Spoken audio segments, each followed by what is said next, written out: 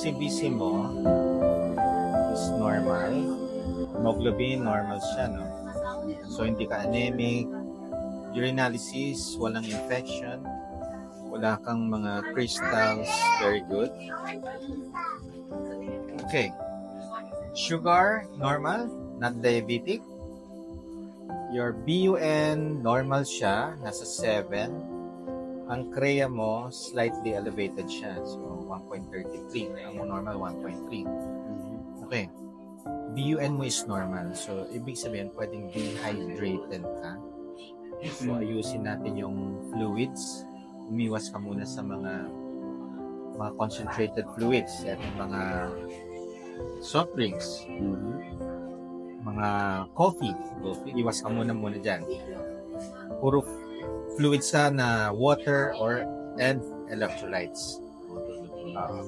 Mamaya i-compute ko yung allowed fluids mo per day. Then your uric acid, normal.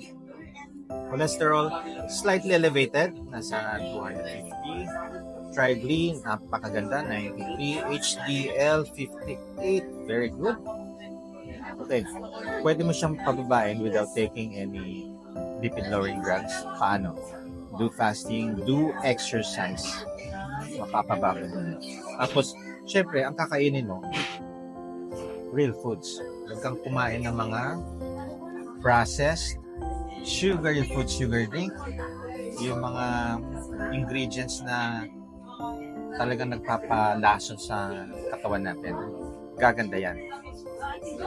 Ayan. So, liver enzymes, mataas. So, anong iiwas natin? Fruits. Iwas ang fruits, except strawberry and avocado. Umiinom ka? Hindi. O, tingnan mo. Hindi ka umiinom, bakit ang taas ng liver enzymes mo? So, ano ba yung nagpapatas yan? Ito yung mga fructose, sugar, processed food, junk foods. Okay? So, yan yung iiwasan mo ngayon. Mag-normal. After 3 months, paulit natin yan. Kung, makakauwi ka na. Okay? X-ray, normal. Very good. Okay, normal. That's it. So, ang babaguhin mo lang, yung real foods ang kakain mo. Egg, fish, chicken, pork, beef, vegetable. Yung fruits, iwas ka kasi elevated yung SGPT mo. So, iwas ka ng mga fruits. Ang pwede lang na fruits, mga berries, avocado. Yun lang. Berries, avocado, lahat ng berries. Kaya, kasi pagka hindi mo ma-address yung yung liver enzymes, patas ng patas yan. From mild fatty liver, moderate, severe liver cirrhosis. Kaya yung iba, pagdating ng mga 50, 60, doon nila nakikita na severe na pala yung kanilang problem. Okay? Pero ngayon, so yun ang babaguhin ko. Alright. Yung lifestyle ko sa pagkain. Yes. Ano pa ba? Full abdomen. Ayan, may. See? So, paano rin ako, fatty liver. Paano ko lalaban? Ayan, dahil dun sa liver enzymes mo. Mataas siya. Pero hindi naman ganun pakatas. 41 ang normal. Hindi pa siya times 2 the normal. So, 62. Malamang mild lang to. Rin bad cholesterol do. So, ang LDL, kayang-kayang pababain yan through exercise. Do lifting 3 times a week. Do cardio exercise 3 times a week. Alternate yan. Then do fasting. Kumain ka lang pagka gutom. Pag hindi ka gutom, huwag kang kumain. Yun lang yun. Bababa yan. Bababa. Serve mo. Kasi kung hindi ka gutom, kain ka ng kain. Tapos hindi ka pala nag-exercise. So how are you going to burn all those food na kinain mo, di ba? Tama. Okay, normal lahat except the fatty liver. Nare-reverse yan. Paano Mare-reverse yan? Mare-reverse. No fruits except strawberry, berries, avocado. Walang junk food. Ano yung mga junk? Processed foods. Yung mga easy na instant. Ang galing mo na yun. So, lutong ba? Sa ano ka eh? Ikaw magluluto ngayon. Kung bahay talaga. Oo. Kung gusto mong ma-reverse yan. Okay? Yan. Perfect. Pero yung meron binigay sa akin ng doktor na iniinom, Malamang pampababa ng cholesterol yan. Sa sabi akin, niya inumin ko raw ng 3 months, tapos papacheck ulit ako. Tutuloy ko pa ba yun? sa akin, hindi kasi ako nagbibigay niyan. Na? Hindi ako Hindi nagbibigay. ko nabibig.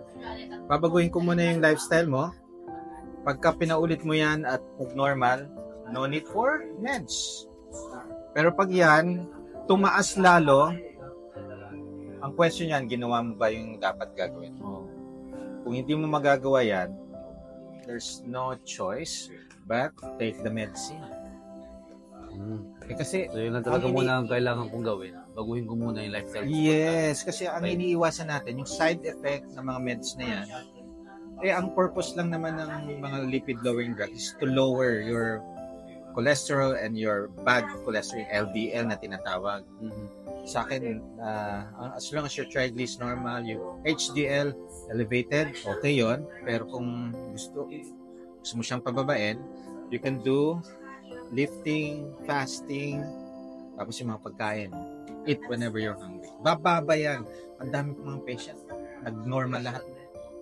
Slightly elevated or Hindi naman kaya ako, Dok, papayat naman. pagka Wala akong kakainin na carb. low carb. Low carb. Ang magiging carb mo dyan is the vegetable.